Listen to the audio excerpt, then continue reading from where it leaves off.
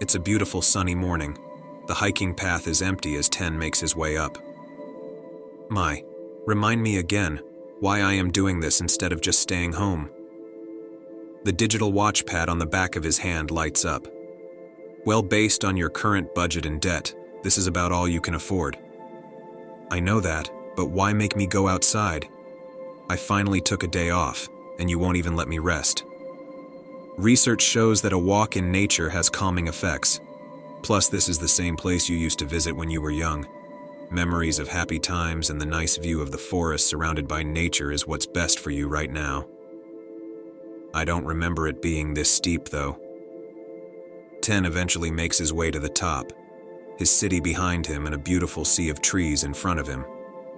As the clouds clear a bit, the sun shines through and hits him right in the face.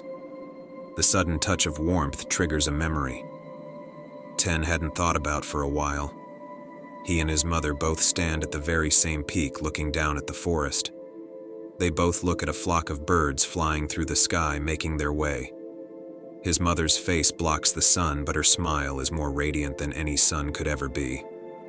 She looks at him with her smile and tells him she loves him. She then lowers down to give him a kiss on the forehead. The moment her head lowered, the sun was able to reach him and shone right on his face. His mother's kiss and the sun's embrace were for 10 a moment of love he somehow forgot. Tears start to flow down his cheek. What's wrong? 10 lowers his head and wipes the tears. Nothing.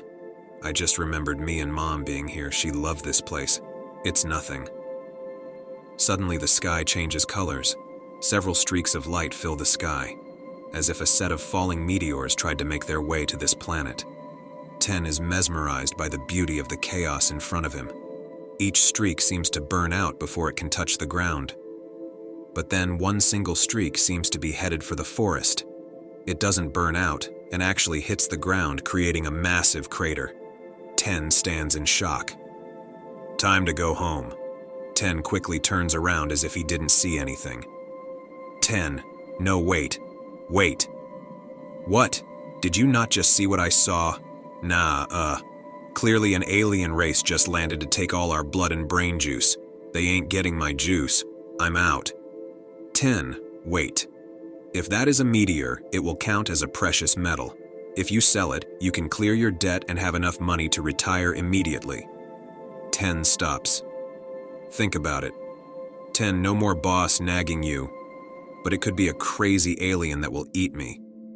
Or it could mean no more days that are just like the ones before it. It could be a new viral disease that will eat my skin and put me into a state of eternal pain as it kills and brings me back eternally. Or it could be freedom from bills that never end. This pattern continued for about 10 minutes, but eventually, Mai was able to make 10 see the logic in her reasoning. Okay, I'll go, but I'm going to need to prepare myself first. 10 looks around him until a big rock with sharp edges catches his eyes. He walks towards it and grabs the rock from the ground. He closes his eyes and imagines a world of numbers with the rock at its center.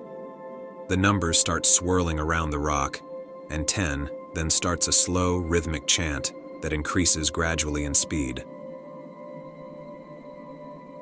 X2, DX. Yo, Dia, 102.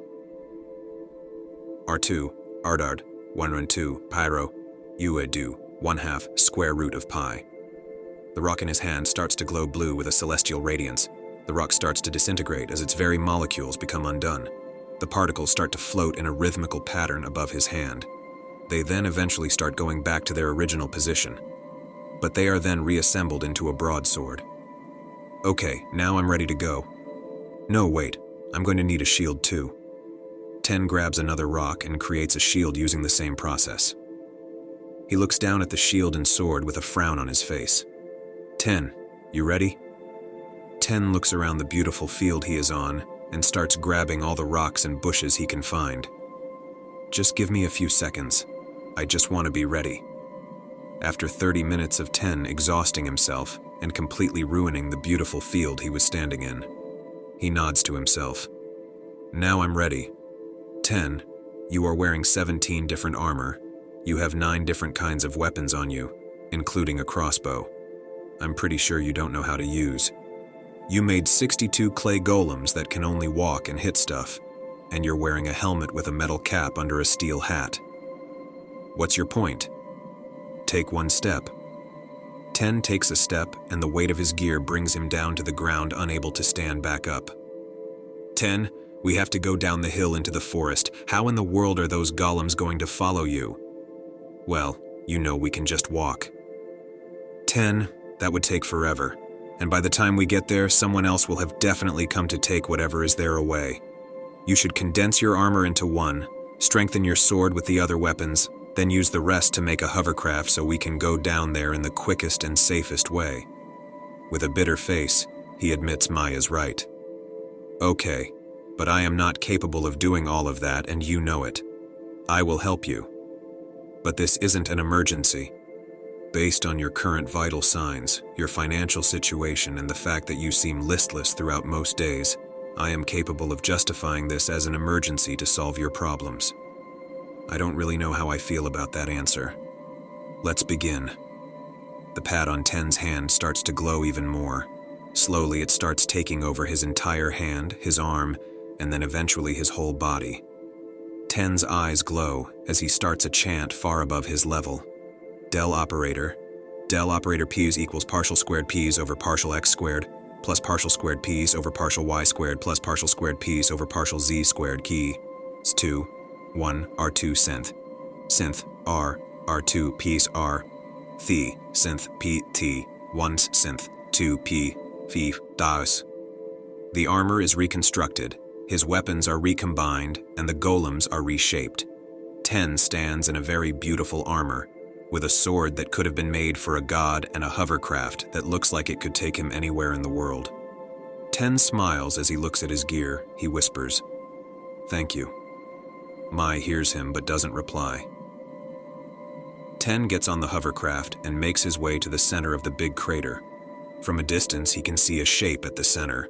The closer he gets, the more he can make out the shape. Once close enough to actually see Demo, he stops the hovercraft. "Yeah, I'm done. I'm going home." 10, wait! He might need our help. This guy just fell from outer space, literally flew through the fires of hell, survived what I think was his spaceship couldn't, and you think he needs my help? Clearly he is unconscious, and he might be a very high-level golem we could sell. Just get close enough to see if it's breathing or if it's an inanimate object. 10 looks at his gear and understands the risks Mai took to help him make them.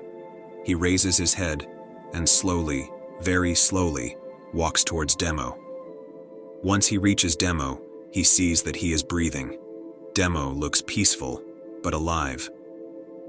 10 decides to poke him with his sword to see if he can wake Demo up. The moment the sword hits Demo's skin, his eyes pop open and a blast of energy radiates from his body. The blast hits 10 and he is flung back with amazing force. His armor was completely destroyed, his sword shattered and his hovercraft in pieces. He hits the ground and lies there. Demo awakens and looks around to see what happened and where he is.